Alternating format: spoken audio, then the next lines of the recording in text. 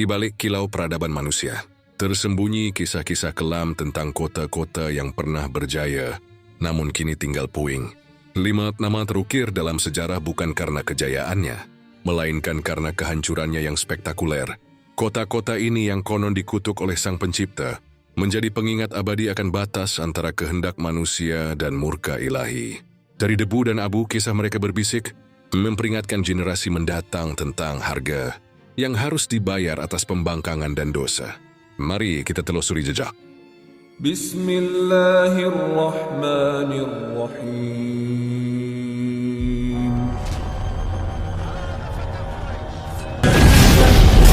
الغوافي أبلغي عنا الغوافي أقسيني الغوافي أبلغي عنا الغوافي أقسيني الغوافي أبلغي من معين الحق نرغب ومما ما استكنا عزة فينا وسكنا. 5 kota terkutuk ini yang nasibnya telah diputuskan oleh tangan Tuhan sendiri.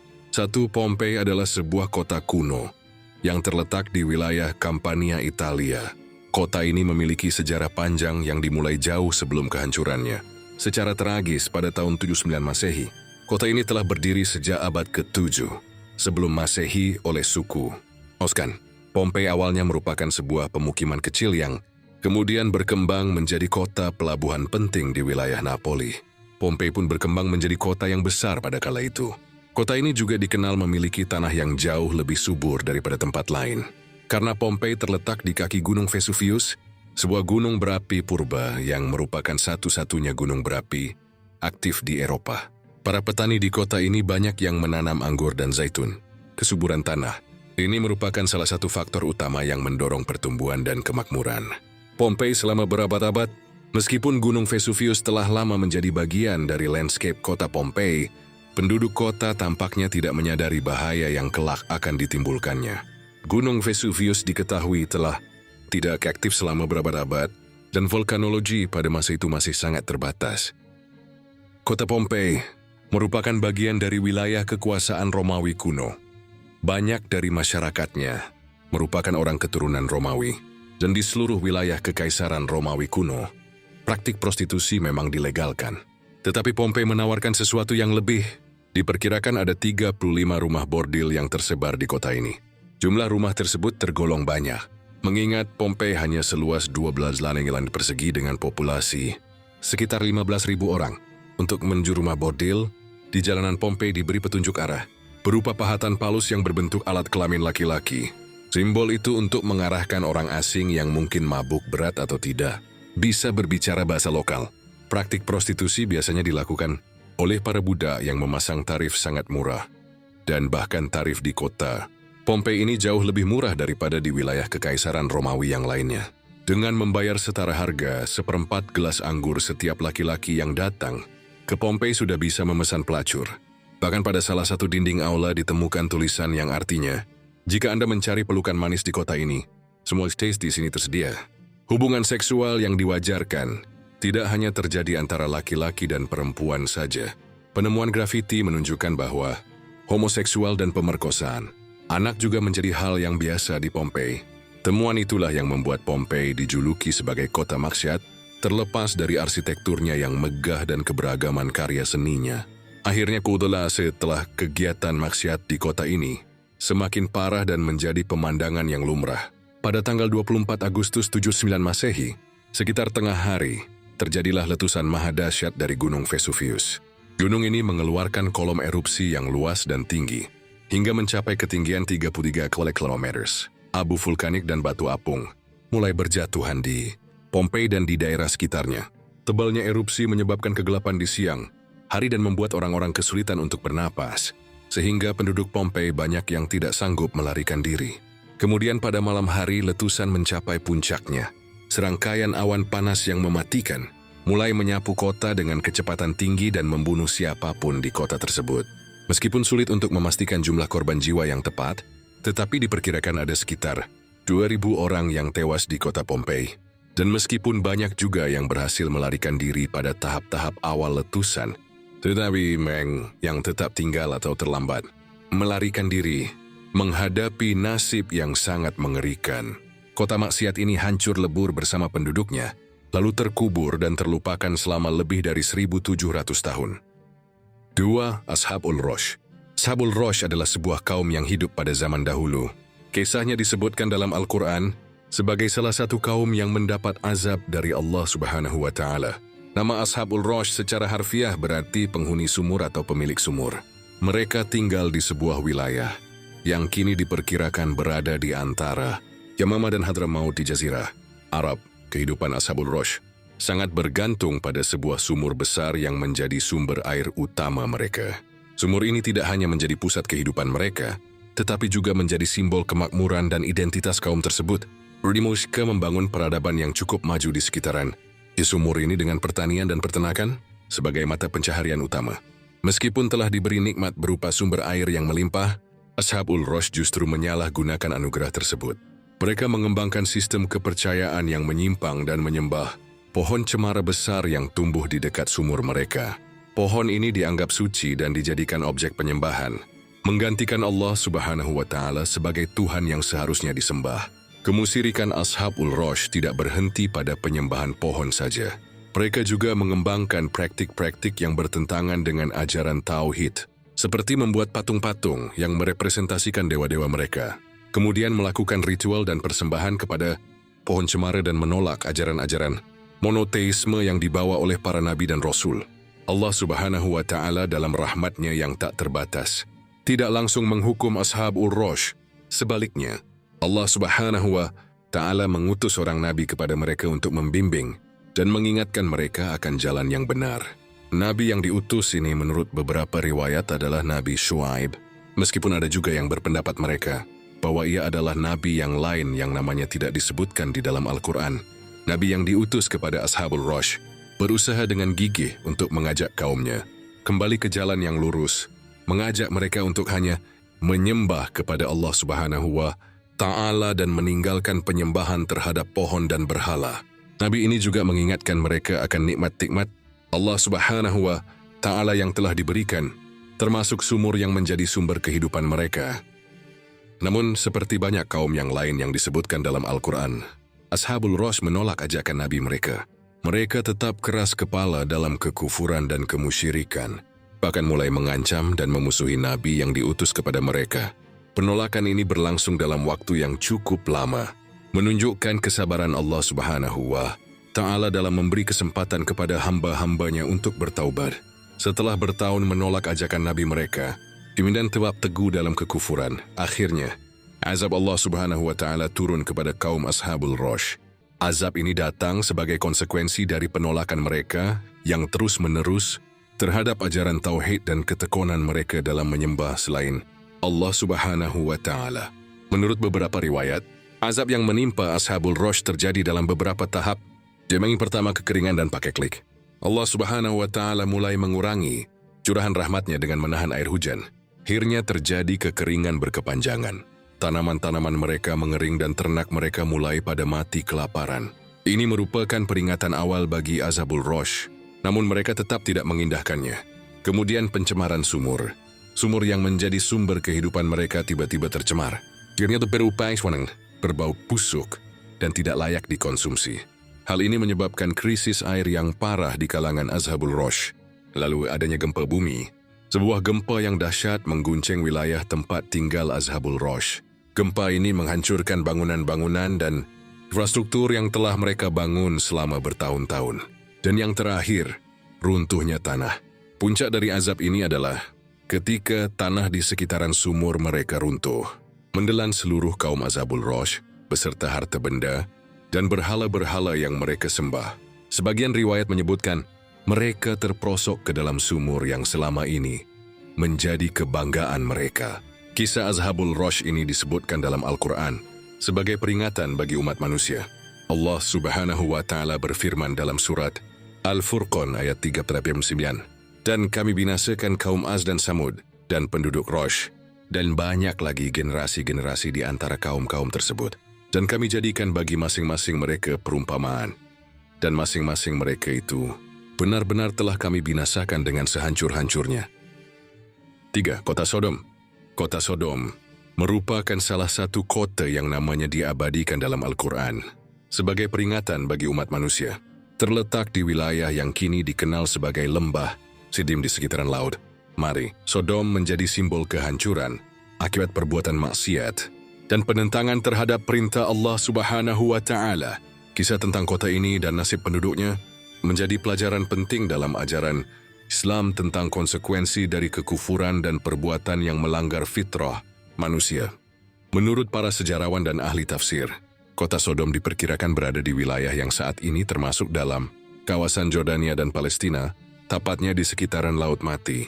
Wilayah ini dikenal dengan kesuburannya pada masa lampau, dengan sumber daya alam yang melimpah. Al-Quran menggambarkan wilayah ini sebagai tempat yang penuh dengan kebun-kebun dan mata air. Sebagainya disebutkan dalam surat Ad-Dukhan ayat ke-25-26. Betapa banyak taman-taman dan mata-mata air yang mereka tinggalkan, kebun-kebun serta tempat-tempat kediaman yang indah. Kesuburan tanah dan kelimpahan air menjadikan Sodom sebagai kota yang makmur secara ekonomi. Perdagangan berkembang pesat, dan resmi kota ini menjadi salah satu pusat peradaban di kawasan tersebut. Namun di balik kemakmuran ini, tersimpan kerusakan moral yang sangat parah di kalangan penduduknya. Masyarakat Sodom dikenal karena perilaku mereka yang sangat menyimpang dari norma-norma kemanusiaan dan ajaran agama. Beberapa karakteristik utama dari masyarakat Sodom yang disebutkan dalam Al-Quran dan hadis antara lain. Yang pertama, praktek homoseksual menjadi ciri khas yang paling menonjol dari penduduk Sodom. Al-Quran menyebutkan bahwa mereka adalah kaum pertama yang melakukan perbuatan ini. Sebagainya disebutkan dalam surat Al-A'raf ayat 80-81. Perbuatan ini dianggap sebagai pelanggaran berat terhadap fitrah manusia dan hukum Allah Subhanahu wa Ta'ala. Yang kedua, adanya perampokan dan kejahatan selain penyimpanan seksual. Masyarakat Sodom juga terkenal dengan tindakan kriminal mereka. Mereka sering melakukan perampokan terhadap musafir yang melewati kota mereka. Bahkan tindakan ini seolah-olah telah menjadi budaya yang diterima secara luas di kalangan penduduk Sodom. Kemudian, Allah Subhanahu wa Ta'ala mengutus Nabi Lut alaihissalam kepada kaum ini untuk meluruskan fitrah mereka sebagai manusia serta mengenal apa yang disukai dan tidak disukai oleh Allah Subhanahu wa Ta'ala. Sayangnya, mayoritas penduduk Sodom menolak dakwah Nabi Lut alaihissalam. Penolakan dan ejekan masyarakat Sodom menolak ajaran yang dibawa oleh Nabi Lut alaihissalam dan bahkan mengecek beliau. Mereka menganggap ajaran Nabi Lut alaihissalam sebagai hal yang aneh dan bertentangan dengan tradisi mereka. Menjelang turunnya azab kepada kaum Sodom, terjadi beberapa peristiwa penting yang disebutkan dalam Al-Quran. Allah Subhanahu wa Ta'ala mengutus para malaikat dalam wujud pemuda-pemuda yang tampan untuk menguji kaum Sodom sekaligus membinasakan mereka. Para malaikat ini datang sebagai tamu ke rumah Nabi Lut alaihissalam. Nabi Lut alaihissalam merasa cemas karena mengetahui perilaku buruk kaumnya. Beliau khawatir tidak dapat melindungi para tamu dari niat jahat kaumnya. Berita tentang kedatangan tamu-tamu tampan ke rumah Nabi Lut alaihissalam menyebar dengan cepat. Kaum Sodom beramai-ramai mendatangi rumah Nabi Lut alaihissalam dengan niat untuk berbuat keji terhadap para tamu tersebut. Nabi Lut alaihissalam bahkan menawarkan kedua putrinya untuk dinikahi oleh kaum lelaki Sodom. Namun tawaran ini ditolak, menunjukkan betapa parahnya penyimpanan seksual yang telah mengakar dalam masyarakat Sodom. Para malaikat melihat kecemasan Nabi Lut alaihissalam dan kekeras kepalaan kaumnya. Para malaikat akhirnya mengungkapkan jati diri mereka. Mereka memberitahu Nabi Lut alaihissalam bahwa mereka adalah utusan Allah Subhanahu wa Ta'ala yang datang untuk menyelamatkan Nabi Lut alaihissalam dan keluarganya yang beriman, serta untuk membinasakan kaum yang durhaka. Setelah berbagai peringatan dan dakwah yang dilakukan oleh Nabi Lut alaihissalam tidak dihiraukan oleh penduduk Sodom, Allah Subhanahu wa Ta'ala akhirnya menurunkan azabnya. Proses turunnya azab ini dijelaskan dalam Al-Quran dengan sangat detail dan mengerikan, menunjukkan betapa dahsyatnya hukuman Allah Subhanahu wa Ta'ala bagi kaum yang ingkar dan berbuat kerusakan di bumi. Al-Quran menyebutkan bahwa azab tersebut turun pada waktu subuh. Sebagainya disebutkan dalam surat Al-Hijr ayat 73. Bentuk azab-azab yang ditimpakan kepada kaum Sodom dijelaskan dalam Al-Quran dalam berbagai bentuk Yang pertama, hujan batu. Allah Subhanahu wa Ta'ala menurunkan hujan batu dari langit yang menghancurkan kota Sodom. Ini disebutkan dalam surat Al-Hijr ayat 74. Kemudian yang kedua, kota Sodom juga diguncang dengan gempa yang dahsyat. Ini disebutkan dalam surat Al-A'raf ayat 78. Dan yang terakhir, Al-Quran juga menyebutkan adanya suara yang menguntur yang mengiringi azab tersebut. Sebagainya disebutkan dalam surat Al-Hijr ayat 73 sebelum azab diturunkan. Nabi Lut alaihissalam dan para pengikutnya yang beriman diperintahkan untuk meninggalkan kota. Mereka disulamkan oleh Allah Subhanahu wa Ta'ala sebagai rahmat bagi orang-orang yang beriman. Namun istri Nabi Lut alaihissalam yang tidak beriman ikut dibinasakan bersama penduduk Sodom lainnya. Satu hal yang paling mengerikan dari azab yang ditimpakan kepada Sodom adalah pembalikan kota tersebut. Al-Quran menyebutkan bahwa Allah Subhanahu wa Ta'ala membalikan kota Sodom, menjadikan bagian atasnya di bawah dan bawahnya di atas. Ini menunjukkan kehancuran total yang dialami oleh kota tersebut. 4. Legetang. Pada suatu hari di desa Legetang, warga melihat ada banyak sekali binatang-binatang liar yang berkeliaran di sekitaran jalan desa. Yang entah tidak tahu binatang-binatang ini berasal dari mana. Ada monyet, kerah, babi hutan, dan masih banyak binatang yang sebenarnya bukan berasal dari daerah desa itu. Akhirnya, warga pun mencari tahu dari mana hewan-hewan ini berasal dan didapatinya. Mereka ini adalah hewan yang tinggal di puncak gunung berasal dari Gunung Pengamun-Amun. Gunung ini berada agak jauh dari desa Legetang. Akhirnya, dibentuklah musyawarah di desa Legetang untuk menyikapi peristiwa ini. Mereka pun menyimpulkan kenapa hewan-hewan ini turun gunung, itu dikarenakan akan terjadi musibah besar. Iya, karena hewan-hewan dikatakan bisa memprediksi akan musibah di masa depan. Nah, akhirnya para warga dari desa Legetang memutuskan untuk kerja bakti membuat paritan di lembah gunung Pengamun-Amun karena mereka beranggapan bahwasanya akan terjadi longsor. Maka mereka pun berangkat ke lembah gunung. Jarak antara desa dan lembah gunung ini dipisahkan oleh perkebunan warga. Jadi artinya, jarak antara Gunung Pengamun-Amun dan desa Legetang itu lumayan jauh karena dipisahkan perkebunan dan lembah. Maka dibuatlah paritan itu dengan beramai-ramai oleh warga desa dengan maksud antisipasi bencana alam. Desa Legetang terletak di dataran tinggi Dieng, Kecamatan Batur, Kabupaten Banjarnegara, Jawa Tengah. Desa ini punya potensi tanah yang subur dibanding dengan desa-desa lain yang ada di sekitarnya. Jadi umpamannya, yang menanam semangka di desa lain itu paling besar bisa seberat 6 kilo. Namun jika semangka itu ditanam di Legetang, beratnya bisa mencapai 10-12 kilo. Maka setelah parit itu dibuat, aktivitas di desa Legetang berjalan seperti biasanya. Dan perlu diketahui orang-orang di desa ini hidup di atas kemakmuran. Artinya hanya sedikit saja orang yang miskin di desa ini. Ada banyak saudagar-saudagar kaya raya di sini. Mereka ini sering menghambur-hamburkan uangnya untuk hiburan. Jadi setiap malam mereka sering berjudi. Terus ada juga di beberapa malam mereka menggelar kesenian lengger. Kesenian ini sering berujung pada tindakan asusila. Zuniwa hanya terjadi di desa itu. Jadi setiap malamnya mereka ini dikatakan sering melakukan maksiat mulai dari judi, ngabuk-mabukan bahkan seks bebas. Dan bahkan kegiatan ini karena sudah rutin dilakukan, orang-orang di desa itu yang tidak ikut dalam kemaksiatan ini terkesan membiarkannya saja, seolah-olah itu adalah hal yang wajar. Dan ada juga sumber yang mengatakan, tingkat maksiat di desa ini sudah melampaui batas. Bahkan ada anak yang bersetubuh dengan ibu kandungnya. Suara musik gamelan, suara orang-orang mengobrol kencang dan suara orang tertawa terbahak-bahak terdengar di setiap malamnya. Tiba-tiba di suatu malam pada tanggal 20 April 1955, terjadi hujan yang sangat lebat. Bahkan saking lebatnya ketika itu, orang-orang takut untuk keluar rumah. Petir menyambar-nyambar dan suara guntur yang mengerikan pecah di atas. Langit yang berawan gelap. Tiba-tiba ada suara seperti ledakan yang sangat kencang. Yang suaranya ini terdengar hingga ke desa-desa di sekitaran desa Legetang. Namun orang-orang sekitaran desa Legetang takut untuk mencari tahu ada apa di balik suara ledakan besar itu.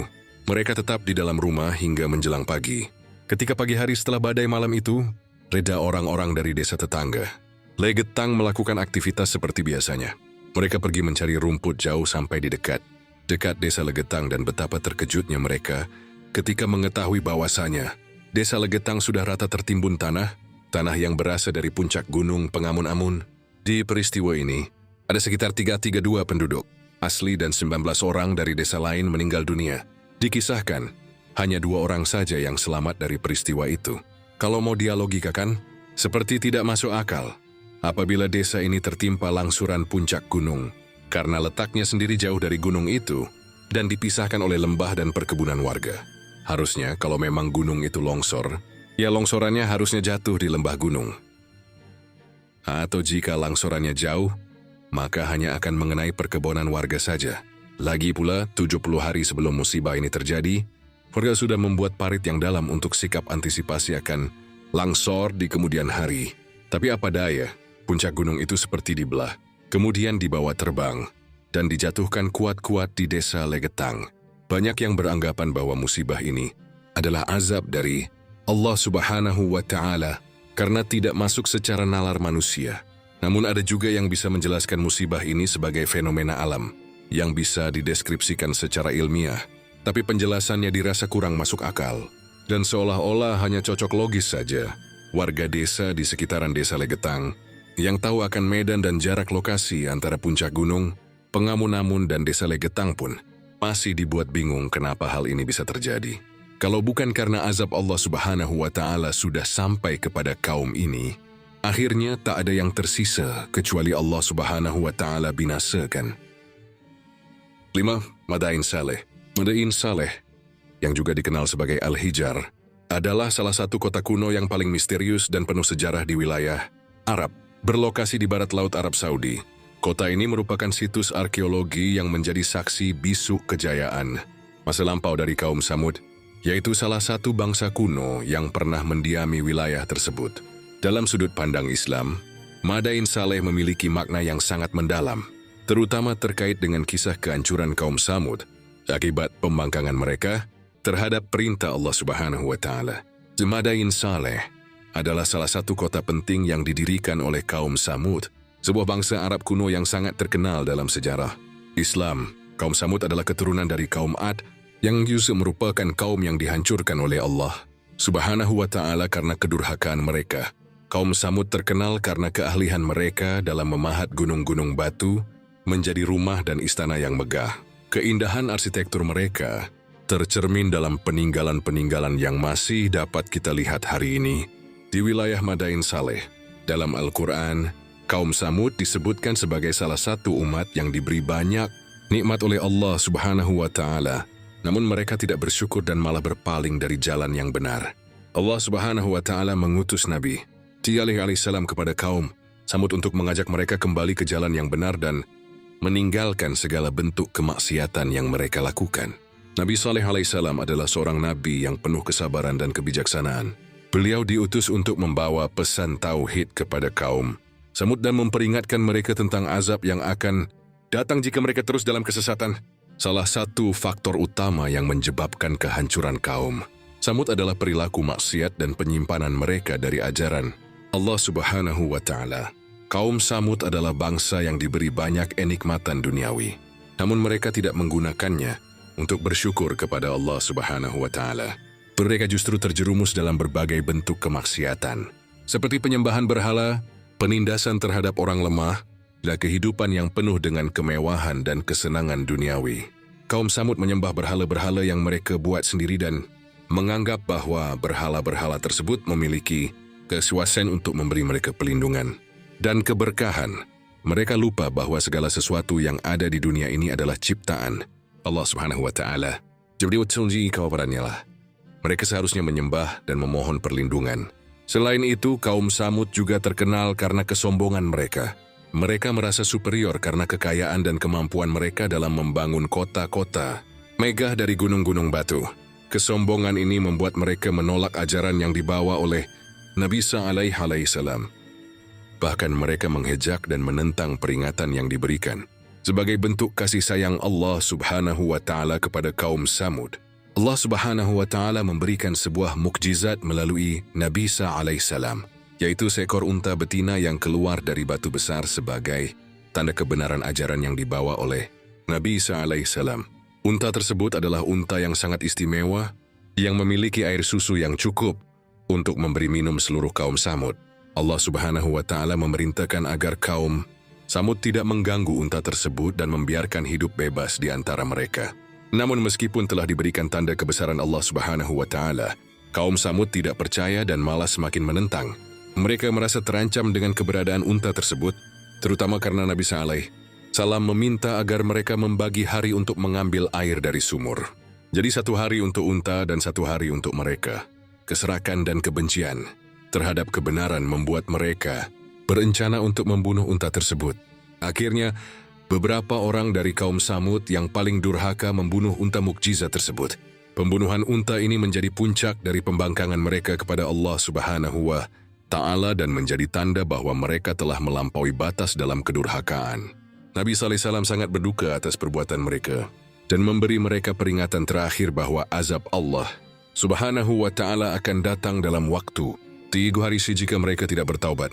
Seperti yang diperingatkan oleh Nabi Saleh alaihissalam, azab Allah Subhanahu wa Ta'ala pun datang setelah 3 hari. Allah Subhanahu wa Ta'ala mengirim sebuah gempa bumi yang dahsyat yang menghancurkan seluruh kota Madain Saleh. Gempa tersebut diikuti oleh suara demiang suara keras yang menyebabkan kematian seketika bagi seluruh penduduk yang durhaka. Dalam sekejap kota yang megah tersebut hancur dan menjadi reruntuhan, meninggalkan pelajaran bagi umat manusia yang datang kemudian. Al-Quran telah jelas mengingatkan kita tentang nasib kaum Samud dalam beberapa ayat. Salah satunya dalam surat Al-A'raf ayat 78, maka mereka dibinasakan oleh gempa yang dahsyat. Lalu jadilah mereka mayat-mayat yang bergelimpangan di tempat tinggal mereka. Ayat ini menggambarkan betapa dahsyatnya azab yang ditimpakan kepada kaum Samud sebagai akibat dari kedurhakaan mereka. Tidak ada satupun mereka yang selamat, kecuali orang-orang yang beriman dan mengikuti ajaran Nabi Saleh alaihissalam. Wallahu a'lam bishawab. Semoga kisah ini bermanfaat. Lebih dan kurangnya mohon dimaafkan, yang benar datangnya dari Allah Subhanahu wa Ta'ala, khilaf atau keliru itu datangnya dari saya pribadi sebagai manusia biasa. Sampai ketemu di kisah-kisah seru yang penuh makna selanjutnya. Saya akhiri, wassalamualaikum warahmatullahi wabarakatuh.